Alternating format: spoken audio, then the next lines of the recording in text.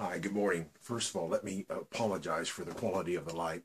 I introduce myself. My name is Robert Portillo. I am an elder.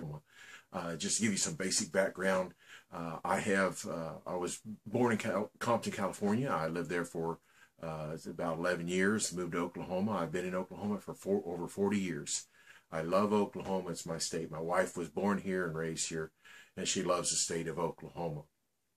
As an elder in the church, I am familiar with board meetings, familiar with discussions and divisions in the church, familiar with all of the different denominations, and I just have to stop and ask myself why. Why is there not more church support for this project we have going on? And I don't mean just the Christians.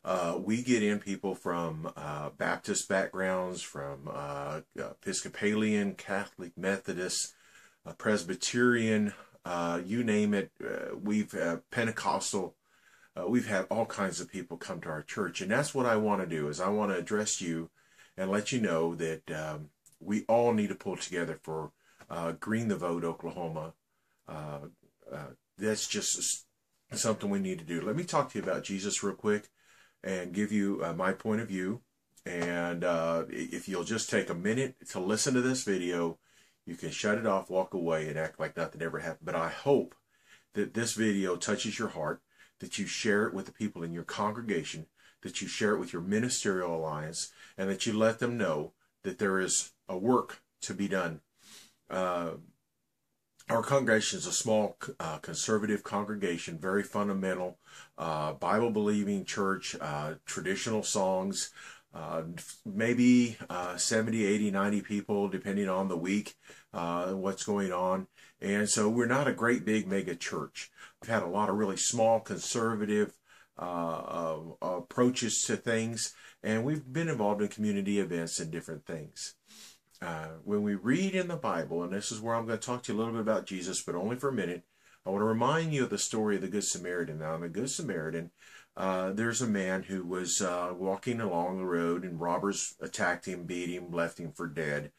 And along comes the priests, and they walk around the other side, and they don't touch him. And pretty soon the Jew's a rich Jew, and he doesn't want anything to do with him. You know, I understand they're ceremonial, clean, unclean. There's having to be sanctified or go through the ritual cleaning and everything. But people, the question was to Jesus, what are the law and the prophets all wrapped up in? What are the most important commandment? And he said to love your Lord your God with all your heart, your soul, and your strength, and to love your neighbor as yourself. And they said, who is my neighbor? And so he told this story of the man who had been beaten along the way. And along comes a Samaritan. Now, for those of you who are in Bible believers and people who follow Jesus Christ, you understand that the Samaritans were rejected by the Jews. They were outcasts. They were looked down upon as dogs.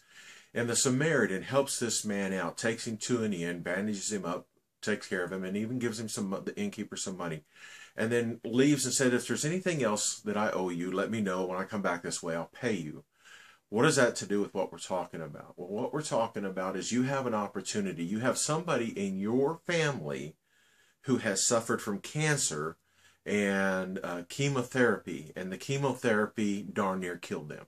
I know a young lady in our church who just recently went through that bout, and she ended up in the ICU more than once because of the treatments of chemotherapy, and she never could finish it because of the nausea and all the problems that her body was expecting and going through. My wife, very personal story. I love her to death. She's my angel, my rock, and we've been married 23 years. And she called me a little over a week ago, coming home from work. I mean, she was coming home from running errands, and I was on my way home from work.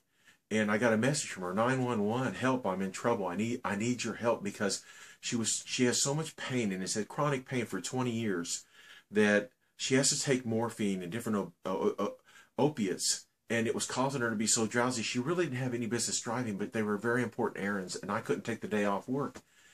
And so she called me. She had fallen asleep half a dozen times at the red light.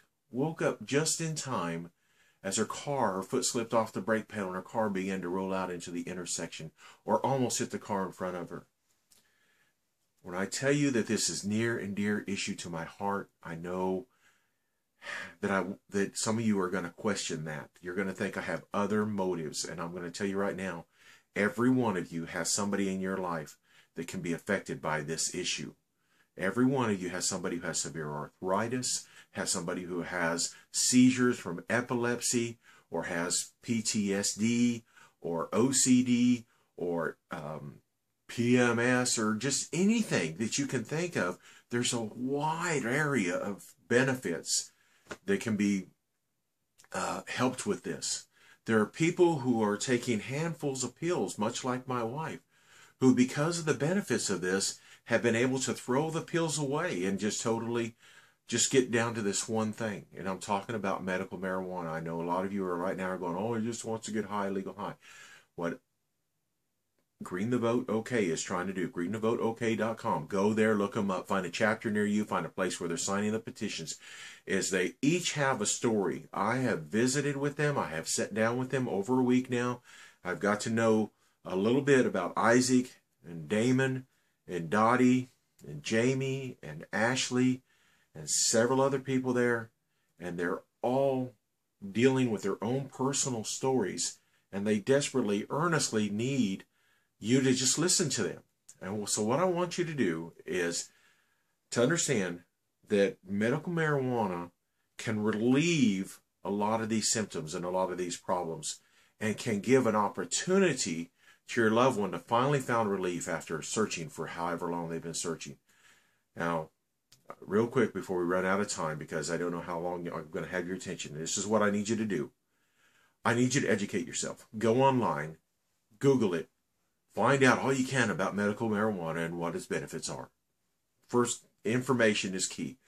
Understand that as a Christian, Jesus never criticize the Samaritan. Said, oh, you should have took him to the temple, had him cleansed, go through the ritual, this and that, convert him to Judaism, and present him to the priest, pray over him, lay hands on him. He never did any of that. James tells us in the book of James that it doesn't do you any good to say you love Christ, but then you don't love your brother. This was an example Jesus gave us about people who are foreigners. These people, you may not be part of this group. That's completely understandable. But Jesus told us to love everybody. God tells us to love everybody. Half of the 10 Commandments just deal with loving your neighbor. Jesus said, love them as I loved you. We were all Jesus's enemy at one point, and he laid his life down for us. He put himself on the cross for us. If he can do that, why can't we at least listen? Why can't we at least study and educate ourselves? Baptists, you have a national convention. You have a group here in Oklahoma that's over your state convention, and you need to talk to them and find out where they stand on this issue. Episcopalian, Presbyterian, Catholics, I don't care whichever you titled denomination you put over your door. You have a group that needs to discuss this. They need to decide. They need to study. But more importantly, they need to understand that you as a member of their congregation are interested in learning. And you need to go to them and say, I want somebody to come into my church and to sit down in a classroom or in the congregation. And as many people want to hear can come together and let somebody present this argument to them. Let somebody discuss the ideas and open it up to questions. As a Christian, I'm more than happy to go anywhere in the state, and I will bring the Bible. I will bring biblical teachings. I think very much Jesus would not have a problem with this. Jesus didn't say stop drinking wine. In the Bible, it doesn't say stop drinking wine. It says don't be like a drunkard. We're not talking about doing this for recreational purposes. But if that comes up, that's a debate for a whole nother day. Today, we're talking about medicinal purposes. Paul says, Timothy, take a little wine. It's good for your stomach. He talks about the benefits of physical exercise. Of course, spiritual exercise is much more beneficial. You have an opportunity to stop and to look. Jesus presented people to the temple. He presented people, told them go get checked out by the priest, go checked out by the doctors. And there's a place. Today we talk about when a person gets operated on, we say, oh, that was a hand of God. Led that surgeon through that process. What a miracle, they recovered. And for some reason, we've allowed 70 years of propaganda to turn us on this medication. The government stands in the way. 23 states now have legalized it. It's worth a look on your part. It's worth your congregation inviting somebody in to talk about it. It's worth an opportunity to vote on it as a state. Sign the petition. When you see these people out, sign the petition. You need to look for these t-shirts. You need to look for these flags. Right here. There it is. Green the vote. Legal marijuana in Oklahoma. Okay, medical marijuana. Get out there. Let people know. You're going to see the flag. It's going to have the big marijuana leaf on it. Get over it. That's just to get your attention and let you know. Right next to it is the medical little symbol to let you know it's for medical purposes. You have a responsibility to your fellow man to love them. And I know many of you are going to have a problem with this and you're going to hate this. But at least you've decided to choose a side.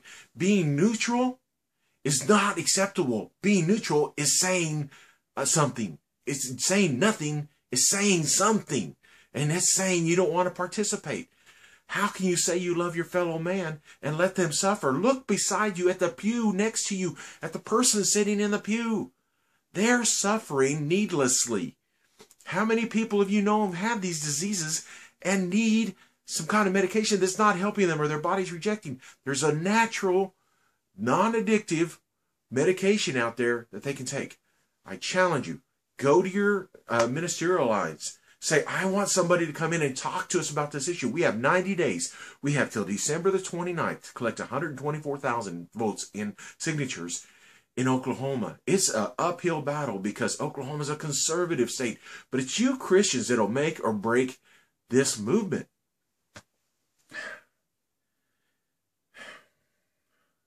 Where's God in your life? Are you really going to allow somebody that you love to suffer because the only medication they can take is morphine that turns them into a zombie, that turns them into a vegetable? I'm tired of watching my wife sleep 20 hours a day. We go to the pain specialist. We ask the pain specialist, get her off the addictive medications, help her be awake and vibrant. And there's 3,000 varieties of marijuana, many of which will never, ever get you high no matter how much you smoke, but will give her the life back. Give my wife your signature. Sign that petition. Give your family hope. Let their bodies recover from the damage done to their liver and their kidneys. Let their spirit revive. Give them back their joy. Enjoy them for a few more years. Because there's no sense in them dying from cancer because they just simply couldn't tolerate the chemo. Let them stick around a little bit longer and hug their children and their grandchildren. Be with your wives and your daughters. Be with your loved ones. And enjoy life. Praise God. Love your fellow man. Take this out there. Share this video. Pass it around. Put it on Google. Put it on your Facebook page. Put it on your Twitter page. Pass it around. Make it go viral. Share it with everybody. Again, greenthevoteok.com. Find a chapter near you. Get down there. Volunteer. Set up a petition site.